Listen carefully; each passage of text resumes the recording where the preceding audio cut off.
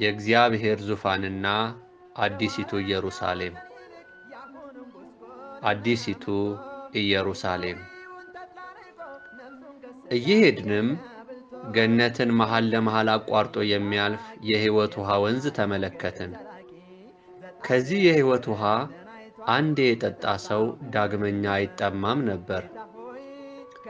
ኋላም ከምድር ድል ነስተው የሚመጡ አዳዲስ ሰዎች ሁሉ እየተሻሙ ሲጠጡ ተመለከቱ።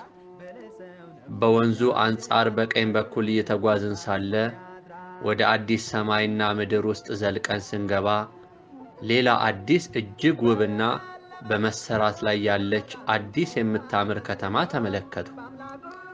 ደጆቿ፣ ቅጥሯ በሙሉ እንደ ወርቅ የሚያበራ ነው። ንጹሕ ወርቅም ነበር። እጅግ ብዙ መላእክትም በዙሪያዋ በሥራ ላይ ነበሩ።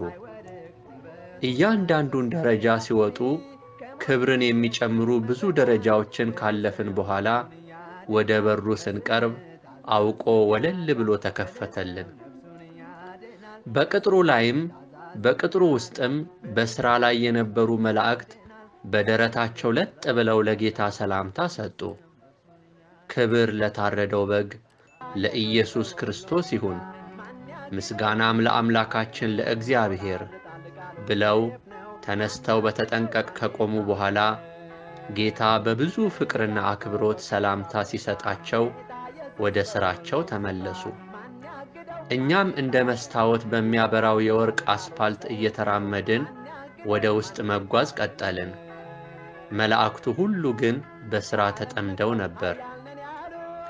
ጌታም ሁልጊዜ እየተቀያየረ ምስል የሚያሳይ በከተማ ውስጥ ወደ ተቀመጠ ትልቅ ስክሪን አመለከተኝና ስክሪኑን ለእኔ በሚገባኝ መልኩ መልአኩ እንዲያስረዳኝ ነገረው። ከዛም በስክሪኑ ላይ ማንም ሊረዳው በሚችለው ቋንቋ የከተማይቱ ዲዛይነር እግዚአብሔር ነው የሚል ጽሑፍ ተመለከቱ። ቀጥሎም መልአኩ እጅግ ባማረ ፈገግታ ሰላምታ ከሰጠኝ በኋላ የሚያምር ወንበር አምጥቶልኝ ልቀመጥ በሚመቸኝ መልኩ እንደ ፍላጎቴ እንድቀመጥ አደረገኝ። ከዚያም ልክ ወንበሩ ላይ ስቀመጥ ለዘላለም በደስታ የማረፍ አይነት ስሜት ሰጠኝ። ከዚያም ተቀምጬ ከተማዋ ያላትን ዲዛይን መመልከት ጀመርኩ።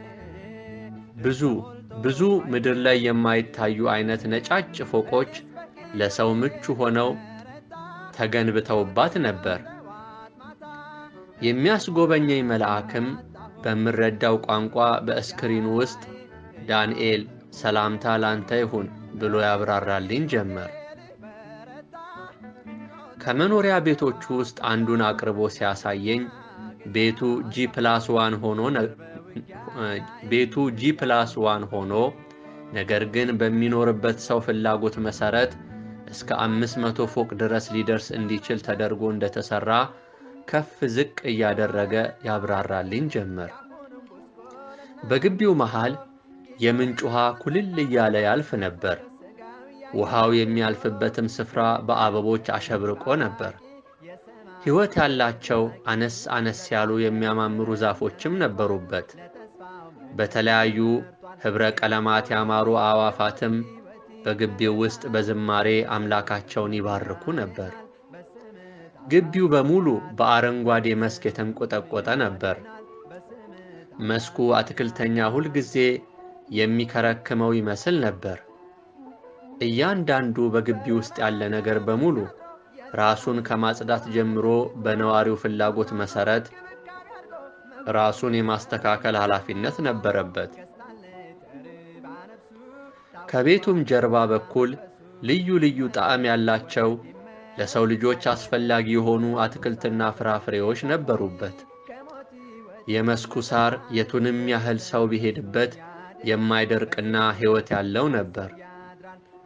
የቤቱን የውስጠኛውን ክፍል ስመለከት በአሁኑ ዘመን እንኳን ዘመናዊ የምንላቸው ዕቃዎች በቤቱ ውስጥ ካሉ ዕቃዎች ጋር ሲነጻጸሩ እንደ ቆሻሻ ይቆጠሩ ነበር። ሁለት ልዩ አይነት ቅርጽ ያላቸው የግል የብርሃን ሉል መጓጓዣዎችም ነበሩት። እነዚህ መጓጓዣዎች ዙሪያቸው አጠቃላይ ከከበረ ዕንቁ የተሠራ ሲሆን ወደ የትኛውም ሕዋስ ሊጓዙ የሚችሉ ነበሩ። በየትኛውም ስፍራ የሚከናወንን ነገር በሙሉ የፈለጉትን መርጦ ለመከታተል የሚቻልበት በሳሎን ውስጥ እጅግ ዘመናዊ ከሰው ቁመት 2 እጥፍ የሚበልጥ ስክሪን ነበር። ሕያው የሆኑ ፎቴዎች፣ ዘመናዊ ላይብራሪና ድሮወሮች፣ ሼልፎች ወዘተ በውስጡ የተለያዩ የቤት ዕቃዎች ነበሩበት። ሁሉም ቁሳቁሶች ከወርቅ፣ ከዕንቁና እጅግ ከከበሩ ማዕድኖች፣ ከከበሩ ድንጋዮች ነበር የተሰሩት። በዚያ ላይ እንደየሰው ፍላጎት የሚቀያየሩም ነበሩ። አንድ ሰው ጠዋት እንደዚህ አይነት ቤት ውስጥ ከነበረ ትንሽ ቆይቶ ደግሞ የፈለገውን አይነት አድርጎ መኖር ይችላል። ከማንኛውም አደጋ ነፃ ነው። ረሃብና ችግር፣ ራቁትነት፣ ሕመም፣ ሐዘን፣ ጨለማ በዚህ አይታወቁም ነበር። ውጪ ላይ መስኩ የመዋኛ ገንዳ ነበረው። ከቀለሙ ጀምሮ መጠኑን እንደ ነዋሪው ፍላጎት መቀያየር ይቻላል። ቀጥሎም ሌሎች እንደ የውሻ ቤት የመሳሰሉ በየቤቱ ደጃፍ አጠገብ አነስተኛ ቤቶች ነበሩ። ነገር ግን በውስጣቸው በገነት በጭንቅ የዳኑትን ቅዱሳኖች ልክ በትልልቁ ቤት ፊት ለፊት ቀጭጨው በቦታና በሁኔታ ተወስነው ያለምንም ሽልማት ባዷቸውን በጸጸት ሆነው መለከት ነበር።